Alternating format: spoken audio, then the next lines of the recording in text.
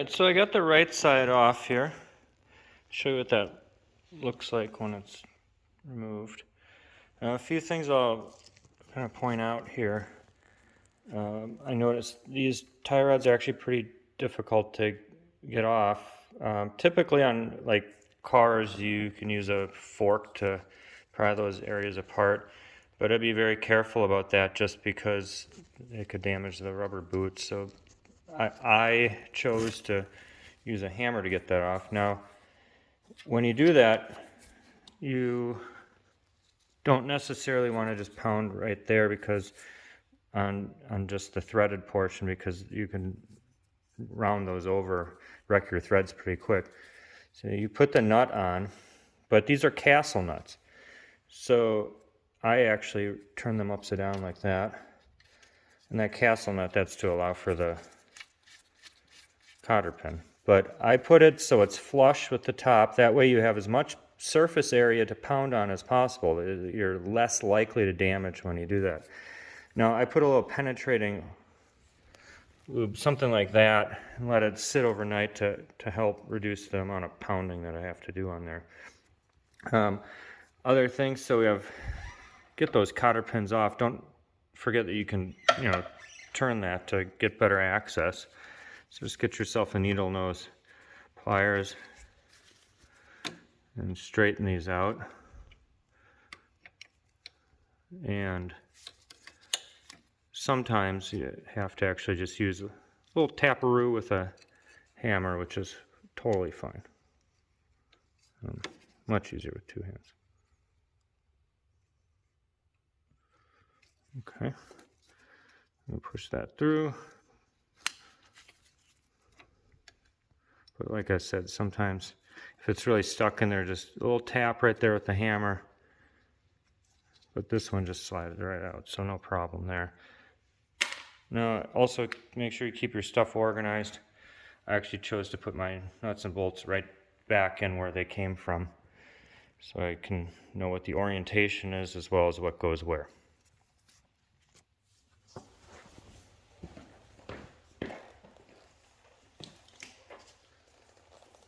Alright. Get that little tap so you can get that down.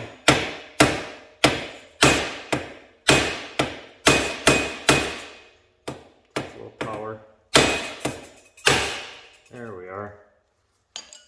Now I will say that went easier with this sitting on there overnight, because I actually pounded a little harder on the other side to get it off because I didn't let it sit for very long. There we are. So that's out. You want to be careful with that. The new setup will have new tie rods because the A-arms are longer to give it a little bit better stance and handling. So we have to accommodate that with the longer tie rods. But we can reuse these tie rod end links. That's why I want to be careful with them. I may upgrade those, but I haven't committed to that quite yet.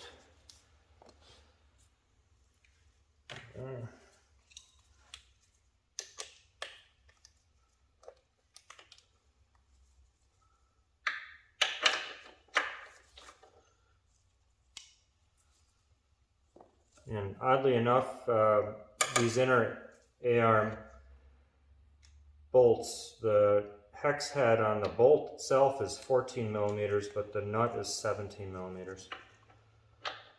And typically I would prefer to put the impact on the nut end and not on the bolt end, but in this case it's way easier to access the the bolt side.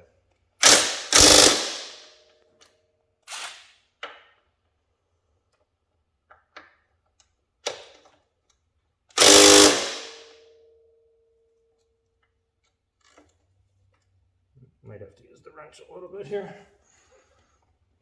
There we go.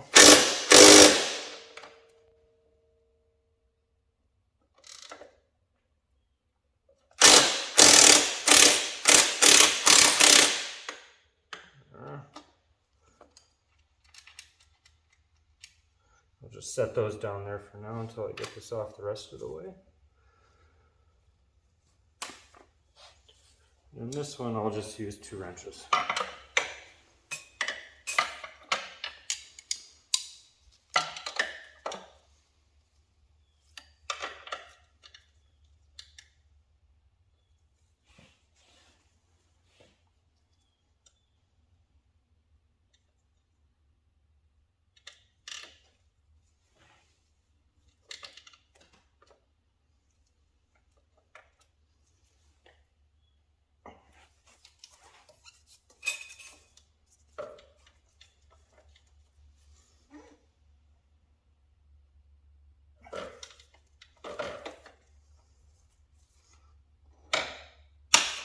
There it goes.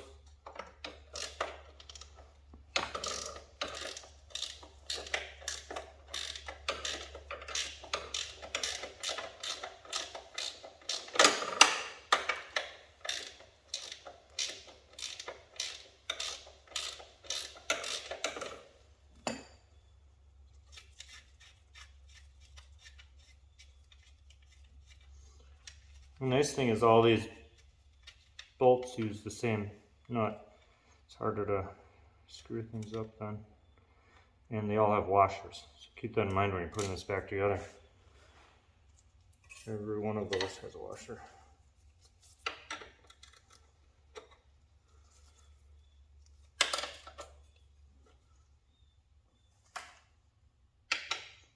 Let's see if I can do that with this. Yeah, not quite enough there. There we go.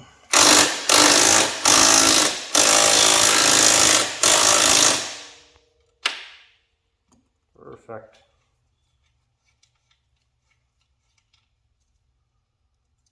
Now before I take those bolts out, I will get some more of these parts off, like the shock. Let's see that one.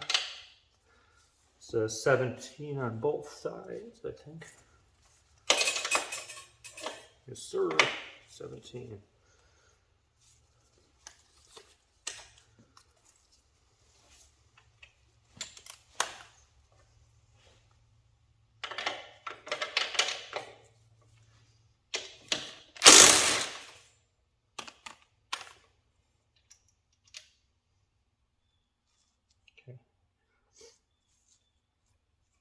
And these are actually locking nuts. You can see that little insert there. So those are locking nuts. But when this goes back together, I'll use blue thread sealer on everything. Why? Because when you're flying 50 or 60 feet through the air, you don't want to think about whether your bolts are coming loose or not. So be careful.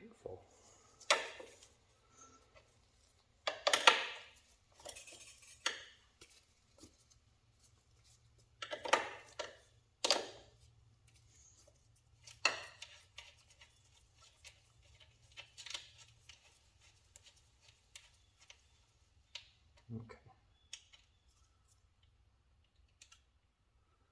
There we are. So those two are the same. We can take that out. In this case, these come up pretty easily. But if they were a little stickier, you could tap gently with a hammer.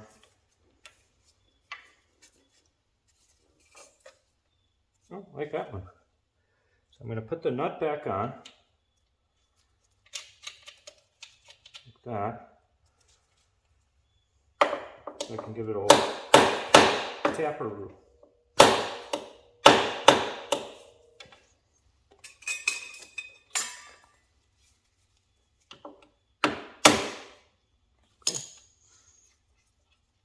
And if I really had to pound on that hard, I would actually turn that nut around too, just like the castle nuts. A little bit better to pound on that end than the round end. But we didn't need to do too much there.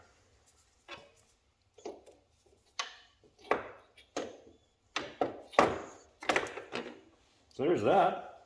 It's a very nice shock, but we are going to use something better.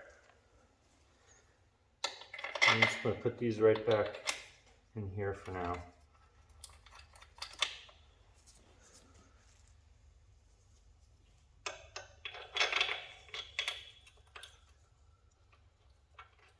clean up these surfaces, because as I put the new hardware on, I'll put a little bit of grease on there, and I want to make sure everything's nice and clean as it goes back together. So these three are ready to come out. Just have to remove my brake caliper. That comes apart with, that is a 10 millimeter. And like I said earlier, you can rotate that to make it easier to access things, so don't forget that. Oh, I lied. That is not a 10 millimeter, that is a 12, of course.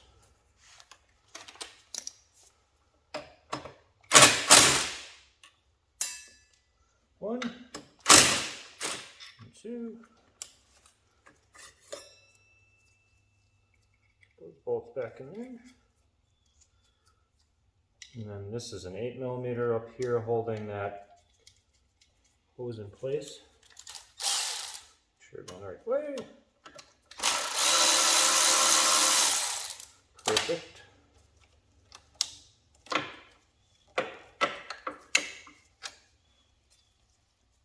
I'll go right back there.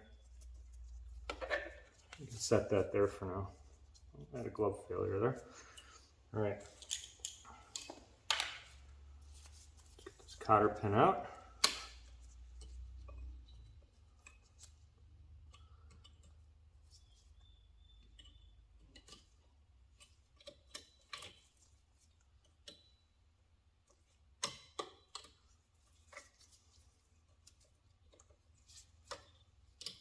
There we are.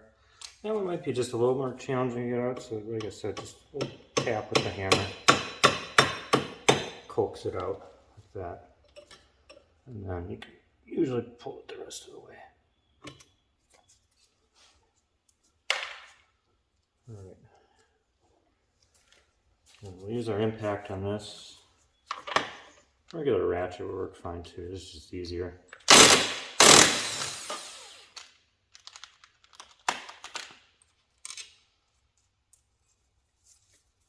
And then that whole unit slides off like that.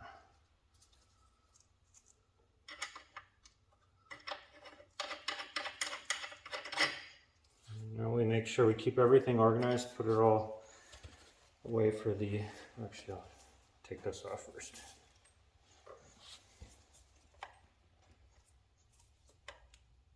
Buttons in there a little bit. That might be a little bit harder to pound on. See if I can pry it out.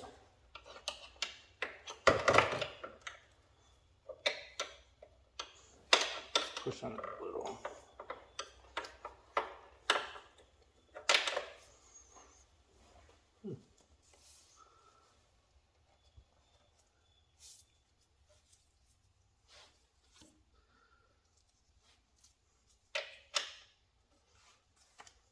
Let's see if we can rotate it out.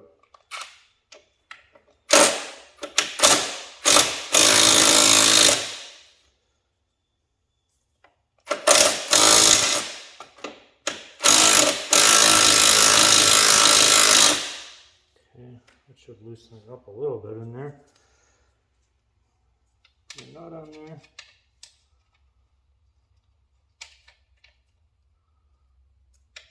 A little less space to work in there.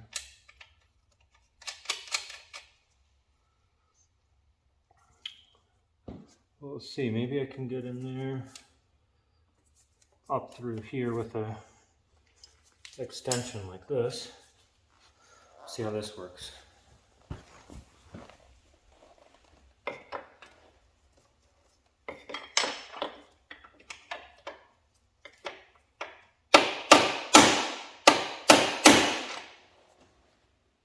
It didn't move quite yet.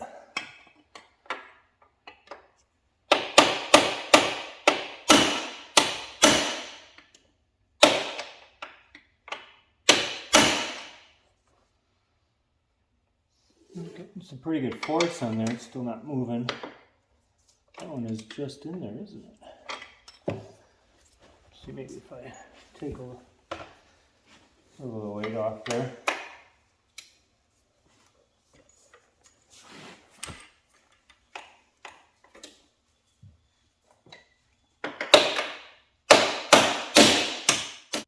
going to show you a little problem I ran into. So the right side actually came off super easy. Those A-arm bolts basically just pushed out. But I guess I didn't grease this side often enough because there's some rust on those bolts. So actually how I handled that, even this one had a little bit of trouble coming out. So I actually took the Zerk fitting out, put a little penetrating lube right inside there, let it sit for a while, and then used a hammer on the nut on the bolt to get that out. The top one was a little more challenging, so you can't get in there directly with a hammer. So what I did, I took one of my older 3/8 extensions, so not my best one, and put it through here, kind of where that oil reservoir is, and then pounded on it through that. Now, it still wasn't coming out even when it was kind of out a little ways, so I actually used a bolt like that inside of there to push on that bolt as I was pounding. So went in there like that. See how it pushes there, and then I could pound on the end. All right, so here I am ready to remove the A-arms from the spindle. In order to do that, I'm going to pound on the ball joint, but you don't want to just pound on the top of that. It doesn't have enough surface area. You're going to deform that. So you take that castle nut, rotate it around backwards, and then put it flush with that. That'll give you the greatest surface area possible. And then prior to doing this job, a day or two before, put a few applications of a good penetrating lubricant on there to help loosen that up as much as possible. And to get this done, I've done the other side, I'm going to use a little heat. This actually will expand pretty well because that's aluminum. Just be really careful with heat if you're going to try to reuse these ball joints, because this is rubber right here. But in any case, let's get going.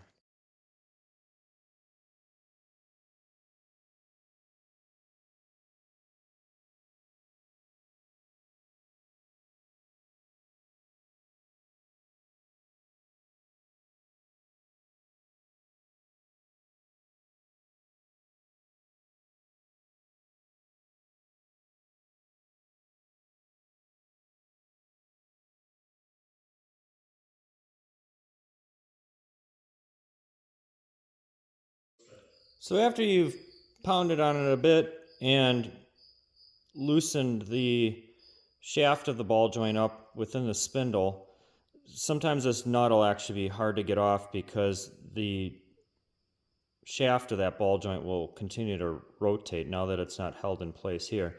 So what I did is I just use a screwdriver here, pound that in, provides a little bit of friction on there, because as the shaft of that ball joint gets pressurized up, it will fit into here tighter, and that gives you enough friction to get the nut off. Okay, just like that.